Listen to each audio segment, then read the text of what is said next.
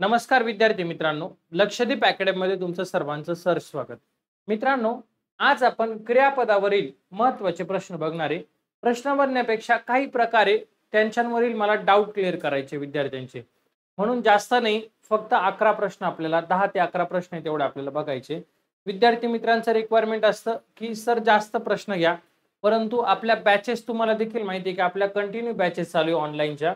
Marathi व्याकरणाची batch आहे, जी ची batch आहे, ह्या पूर्ण करायच्या आहे मला. कारण विद्यार्थ्यांना जे मी शब्द दिलाय की आपल्याला जास्तीत जास्त मार्क वाढवायचे येणाऱ्या भरतीमध्ये, ते कसे वाढवता येईल त्याच्यावर काम चालू आहे. म्हणून मी माझा वेळात वेळ काढून तुम्हाला जेवढं शक्य होईल महत्त्वाचे प्रकार ते PYQच्या मार्फत मी तुमचे कव्हर करून देईल. बघा, पहिला प्रश्न काय दिलाय रे बाळा, तर सुज्ञास अधिक सांगणे न लगे, या वाक्यातील न लगे, बघा या वाक्यातील न लगे ह्या शब्दाचं काय म्हटलंय त्यांनी, तर कोणतं क्रियापद आहे, नलगे हे कोणतं क्रियापद आहे. बघा पर्याय काय दिले, संयुक्त क्रियापद, प्रयोजक क्रियापद, भाव कर्तृक क्रियापद आणि अनियमित क्रियापद. संयुक्त क्रियापद म्हणजे एकच क्रिया असते, दोन क्रिया असून चालत नाही. बाळ एवढा लाडू खाऊन टाक, हे वाक्य पाठ करून ठेवायचं. पर्याय क्रमांक 1 येणार नाही. प्रयोजक म्हणजे काय, तर कर्ता दुसऱ्याकडून काम करून घेतो. म्हणजे आई मुलाला हसविते, म्हणजे आईने मुलाला हसवलं, बरोबर. म्हणजे आईने काय केलं, तर क्रिया करून घेतली कोणाकडनं, मुलाकडनं, म्हणजे दुसऱ्याकडनं क्रिया घडते. शिक्षक विद्यार्थ्यांना शिकवतात, शिकवणारे कोणी, शिक्षक, शिकवण्याची क्रिया विद्यार्थ्यांवर. पर्याय क्रमांक 2 पण येणार नाही. त्यानंतर भाव कर्तृक म्हणजे काय, तर ज्या क्रियापदामध्ये कर्ता सामावलेला असतो. उदाहरणार्थ बघा, सांजावले, त्याच्यानंतर गडगडते, हे जे आहे ना, सांजावले, गडगडते, मळमळते, हे शब्द जर आले ना, तर याला म्हणायचं भाव कर्तृक क्रियापद. म्हणजे काय ना, किंवा त्याला अकर्तृक देखील म्हणतात. आणखीन शब्द याच्यामध्ये मी बॅच मध्ये दिलेले आहे तुम्हाला. तर याला म्हणायचं भाव कर्तृक. कर्ता जो असतो तो या क्रियापदामध्ये सामावलेला असतो. म्हणजे पर्याय क्रमांक 3 पण नाही. मग काय असणार आहे, तर पर्याय क्रमांक 4. आता अनियमित क्रियापद म्हणजे काय, तर ज्या क्रियापदामध्ये कन्फर्म माहिती सांगितलेली नसते, ठराविक म्हणजे फिक्स माहिती सांगितलेली नसते, त्याला म्हणायचं अनियमित क्रियापद. म्हणजे काय, तर सुज्ञास अधिक सांगणे न लगे, म्हणजे चांगल्या व्यक्तीला जास्त सांगायची गरज पडत नाही, परंतु जास्त म्हणजे काय सांगायची गरज पडत नाही ते या वाक्यामध्ये दिलेलं नाहीये. म्हणजे न लगे म्हणजे जास्त सांगायची गरज नाही असं दिलंय का, याच्यामध्ये काय सांगायचं नाही, मग याला म्हणायचं बाळांनो अनियमित असं म्हणायचं. आणि हे जे वाक्य आहे ना, हे वाक्य बाळांनो IMP करून ठेवा, पेपरला बऱ्याचदा रिपीट झालेलं आहे PYQ मध्ये आणि परत एकदा येऊ शकतं, म्हणून याला IMP करून ठेवा. लक्षामध्ये, सुज्ञास अधिक सांगणे नलगे काय येणार, तर अनियमित क्रियापद. चला पुढचा प्रश्न बघूया आपण कोणता आहे. बघा, मधुने शंकरावर अभिषेक केला, या वाक्यातील क्रियापदाचा प्रयोग ओळखा.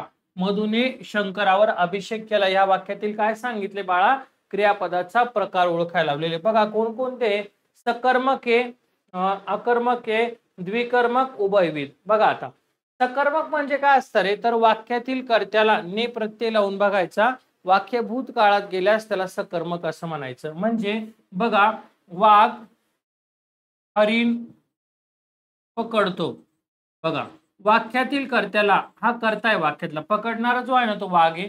बघा, वाघाने हरिण पकडले, म्हणजे हे झालं तुमचं सकर्मक. मग तुम्ही म्हणणार सर इथं पण तर कर्त्याला ने प्रत्यय लागलाय आणि वाक्य तर भूतकाळामध्ये, परंतु ह्या वाक्यामध्ये बाळांनो एकच कर्ता आहे. बघा, कर्ता हा इथं पण एकच असणार आहे आणि कर्म हे एकच आहे. कर्म किती रे, एक, आणि इथं 2 कर्म आहे. इथं किती, 2 कर्म. मधुने शंकरावर अभिषेक केला, करणारा कोण आहे, तर मधु आहे. मधु करण्याची क्रिया 2 गोष्टींवर घडते, एक शंकरावर आणि दुसरी अभिषेकवर. शंकरावर आणि अभिषेकवर.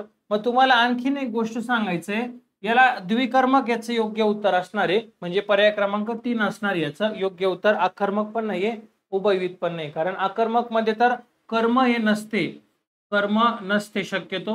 उभयविध म्हणजे सकर्मक अकर्मक अशा दोन्ही पद्धतीने वापरली जाते, म्हणजे उभयविध पण नाहीये. मग उरलं द्विकर्मक. द्विकर्मक मध्ये काय असतं बाळांनो, एक असतं प्रत्यक्ष कर्म, बघा प्रत्यक्ष कर्म, दुसरं असतं अप्रत्यक्ष कर्म. मी या टॉपिक वरचे जास्त म्हणजे या प्रकारचे जास्त उदाहरण घेतले. अप्रत्यक्ष कर्म, प्रत्यक्ष कर्माची विभक्ती असते प्रथमा आणि अप्रत्यक्षाची विभक्ती असते चतुर्थी. चतुर्थी असते. बघा, हा प्रत्यक्ष म्हणजे काय रे बाळा, तर इथं प्र वर्ण लक्षात ठेवा, प्र. आणि प्रत्यक्ष कर्म हे नेहमी काय असतं रे, वस्तुवाचक असतं, वस्तुवाचक बघा. आणि अप्रत्यक्ष कर्म हे नेहमी काय असतं, तर व्यक्तिवाचक असतं, व्यक्तिवाचक. म्हणजे ते व्यक्तीचं नाव असतं, एवढं लक्षात ठेवा. प्रत्यक्ष कर्माच्या प्र वर्ण लक्षात ठेवा, प्रथम अविभक्ती प्रथमाला प्रत्यय नसता म्हणजे वस्तुवाचक, अप्रत्यक्ष म्हणजे चतुर्थी ते व्यक्तिवाचक असतं. आलं लक्षामध्ये. मग बघा शंकरावर म्हणजे शंकर हा काय रे बाळा, व्यक्ती आहे, व्यक्ती आहे की नाही, व्यक्ती शंकरावर अभिषेक केला म्हणजे देव आहे, म्हणजे मनुष्य देवाचं नाव झालं ते. मग याला म्हणायचं अप्रत्यक्ष, अप्रत्यक्ष. आणि अभिषेक हे काय रे बाळा, वस्तू लागणार याला, वस्तू. मग याला काय म्हणायचं, तर प्रत्यक्ष. याला काय म्हणायचं, प्रत्यक्ष कर्म असं म्हणायचं. म्हणजे परीक्षेला कधी कधी असं म्हणतात, प्रत्यक्ष कर्म अप्रत्यक्ष कर्म ओळखा. म्हणजेच द्विकर्मक म्हणजे काय रे बाळा, तर ज्या वाक्यामध्ये दोन कर्म असतात. काय म्हणले बघा, ज्या वाक्यामध्ये, हे बघा इथं लिहून देतो मी तुम्हाला, जे नवीन असाल तर चॅनलला सबस्क्राईब करा. ज्या वाक्यात दोन कर्म असतात, दोन कर्म असतात, त्यांना द्विकर्मक क्रियापद म्हणतात. मग या वाक्यामध्ये कोणते दोन कर्म रे बाळांनो, तर एक आहे शंकर आणि दुसरा आहे अभिषेक, हे दोन कर्म आहेत. म्हणून हे वाक्याचा प्रकार कोणता झाला तुमचा, द्विकर्मक झाला. बघा वाक्याचा प्रकार कोणता झाला बाळांनो, द्विकर्मक. लक्षात घ्या, ज्या वाक्यात दोन कर्म असतात त्याला द्विकर्मक असं म्हणतात. प्रश्नात उत्तर आहे बघा इथं. म्हणून शंकर आणि अभिषेक. शंकर म्हणजे हे झालं अप्रत्यक्ष, बघा इथं व्यवस्थित लिहून दिलंय, आणि अभिषेक झाला प्रत्यक्ष कर्म. ओके, कन्सेप्ट क्लिअर झाली आहे. असं समजू नका की मी युट्यूबला शिकवते, तुम्ही माझ्यापासून लांब आहे, तुम्ही माझ्या समोरच बसले. तुमचे काही डाऊट असेल तर माझा नंबर आहे बघा, या नंबरवर तुम्ही मला मेसेज करू शकता बघा, 8329603029. आपली मराठी व्याकरणाची बॅच ही फक्त आणि फक्त 19 रुपयामध्ये संपूर्ण विषय आपण यामध्ये कव्हर केलेले आहे. त्याची लिंक आपण आपल्या ऍपमध्ये, आपल्या युट्यूबच्या डिस्क्रिप्शन बॉक्समध्ये दिली आहे. नसल भेटत तर या नंबरला व्हॉट्सअप करा, मी तुम्हाला ऍपची लिंक देईल. फक्त 19 रुपयामध्ये संपूर्ण मराठी व्याकरण आहे, एकदम सोप्या पद्धतीमध्ये शिकवलंय, काहीच काळजी नाही करायची. मी गॅरंटी घेतो तुम्हाला समजणार म्हणजे समजणार, ही माझी शाश्वती. ओके, चला पुढचा प्रश्न घेऊया बाळांनो आपण. बघा पुढचा प्रश्न काय दिलेला आपल्याला, संयुक्त क्रियापद असणारे वाक्य ओळखा. PSI 1996 ला आलेलं संयुक्त क्रियापद असणारे वाक्य. काय दिलंय रे बाळा, मी ग्रंथ वाचतो, नाही येणार, बरोबर. रामा खोटे बोलतो, नाही येणार. ती हसली ती फसली, नाही येऊ शकत. बघा हे धातू साहजिकपणे जातं. मी गावाला जात आहे, मी गावाला जात आहे, हे पर्याय बरोबर आहे. हा पर्याय का बरोबर आहे, त्याचं कारण काय, संयुक्त क्रियापद, संयुक्त क्रियापदामध्ये एकच क्रिया असते, एकच क्रिया असते, एकच क्रिया असते, त्याला म्हणायचं संयुक्त क्रियापद. आणि धातू साधित व सहाय्यक क्रियापद यांच्या संयोगाने बनलेले असते. मग बघा हा आहे तुमचा धातू साधित, बरोबर, त्याला सहाय्य करायला आला आहे म्हणून याला म्हणायचं धातू साधित, याला म्हणायचं सहाय्यक क्रियापद, संयुक्त क्रियापद म्हणायचं. काय म्हणायचं बाळा, संयुक्त क्रियापद. मी गावाला जात आहे, धातू साधित व सहाय्यक क्रियापद यांच्या संयोगाने तयार झालेल्या क्रियापदाला आपण काय म्हणतो रे, संयुक्त क्रियापद. पर्याय क्रमांक काय, तर 4 त्याचं योग्य उत्तर आहे. लक्षात बाळा. चला पुढचा प्रश्न घेऊया आपण. बघा पुढचा काय दिलेला आहे, तो घोड्यास पळवतो. बघा तो घोड्यास पळवतो यामध्ये काय म्हणलंय रे त्यांनी, तर क्रियापदाचा प्रकार ओळखा म्हणले. तो घोड्यास पळवतो. बघा आता काय आहे, शक्य क्रियापद, सिद्ध क्रियापद, प्रयोजक आणि सहाय्य धातू. आता आपण एक एकाचा विचार करूया. शक्य म्हणजे कर्त्याला काम करवतं, बघा कर्त्याला काम करवते, म्हणजे मला 20 किलोमीटर पळवते, मला स्वतःला पळवतोय, म्हणजे पळणारा कोण आहे, तर मी आहे, म्हणजे मला स्वतःला काम करवतोय. त्या आजारी माणसाला आता थोडं बसवतोय, म्हणजे त्या आजारी माणसाला स्वतःला बसवतोय. मग त्याला म्हणायचं शक्य म्हणजे काय असतं, तर कर्त्याला स्वतःला काम करवतं, त्याला तुम्ही काय म्हणणार, शक्य म्हणणार. बघा सिद्ध म्हणजे काय रे, मूळचा शब्द असतो, मूळ शब्द कोणते, तर बघा जा, ये, कर, उठ आणि बस यांना प्रत्यय लागून तयार झालेल्या शब्दाला आपण सिद्ध म्हणायचं. शक्य येणार नाही, सिद्ध येणार नाही. सहाय्य धातू म्हणजे आपण आताच बघितलं संयुक्त धातू साधित व सहाय्यक यांच्या संयोगाने तयार झालेल्या क्रियापदाला संयुक्त क्रियापद म्हणतात. मग उरला काय, तर उरला प्रयोजक. मग प्रयोजक क्रियापद. प्रयोजक म्हणजे काय रे बाळा, तर कर्ता क्रिया काम करून घेतो. बघा, कर्ता काम करवून घेतो, करवून घेतो. मग बघा इथं काय म्हणलंय रे, तो घोड्यास पळवतो. बघा इथं आपण घेऊया, बघा तो घोड्यास पळवतो. पळवणारा कोण आहे, तर बघा तो म्हणजे कर्ता. बरोबर. इथं जो आहे ना क्रियापद, याला नारा, नारी, नारे प्रत्यय लावायचे. कोण काय नाही प्रश्न करायचा, म्हणजे वाक्यातला काय भेटतो, कर्ता. पळवणारा कोण आहे, तर तो. पळवण्याची क्रिया कोणाकडनं घडते, तर घोड्याकडनं. म्हणजे घोडा काय झाला, कर्म. म्हणजे कर्त्यानं काय केलंय, तर काम करून घेतलंय. काम करून घेतलं. कोणाकडनं करून घेतलं, तर घोड्याकडनं. म्हणून याला म्हणायचं प्रयोजक. जेव्हा दुसरी व्यक्ती आपल्याकडनं काम करून घेते तेव्हा त्याला बाळांनो प्रयोजक असं म्हणत जा. तेव्हा त्याला काय म्हणायचं, प्रयोजक असं म्हणत जा. ओके, लक्षामध्ये. पुढचा प्रश्न बघू. म्हणून हे काय, तर याचं योग्य उत्तर काय असणार आहे बाळांनो, तर बघा प्रयोजक क्रियापद असणार आहे. समजलं. चला पुढचा प्रश्न बघूया आपण. बघा, मी घरी जाण्यापूर्वी सांजावले. मी घरी जाण्यापूर्वी सांजावले. अधोरेखित शब्द कोणत्या प्रकारे, म्हणजे सांजावले. मगाशी सांगितलंय ज्या वाक्यामध्ये कर्ता क्रियापदामध्ये सामावलेला असतो त्याला भाव कर्तृक म्हणतात. मी घरी पोहोचण्यापूर्वी सांजावले. मग सांजावणारा कोण आहे, कर्ता दिलाय का, तर नाही दिलेला कर्ता. म्हणून या वाक्यामध्ये कर्ता नाहीये. सांजावले म्हणजे काय, तर दिवस मावळला. मग दिवस मावळला दिलाय का, नाही दिलं. म्हणून ज्या वाक्यामध्ये कर्ता हा क्रियापदामध्ये सामावलेला असतो, सांजावले, गडगडते, मळमळते, ह्या ज्या गोष्टी आल्या क्रियापदामध्ये, तर त्याला काय म्हणायचं, भाव कर्तृक क्रियापद म्हणायचं.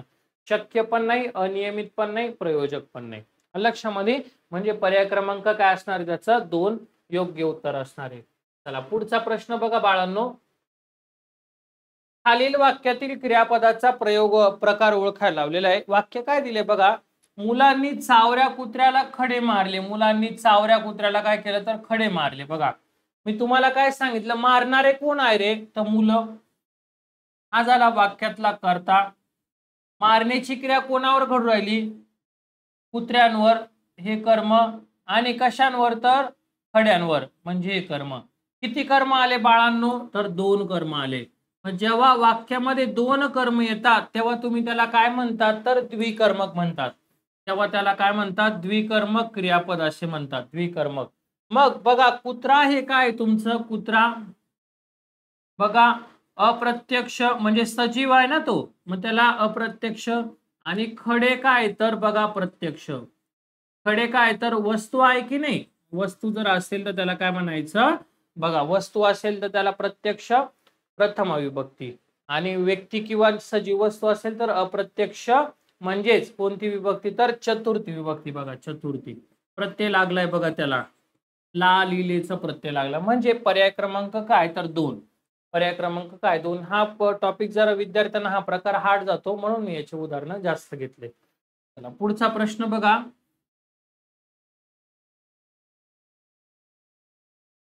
बघा कृदंत म्हणजे काय रे, कृदंत कशाला म्हणायचं, बुलढाणा तलाठी 2012 येऊन गेलेला.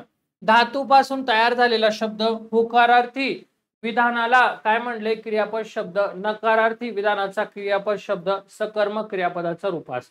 मग बघ बाळा काय म्हणलंय, तर कृदंत म्हणजे काय, तर धातूपासून तयार झालेला शब्द.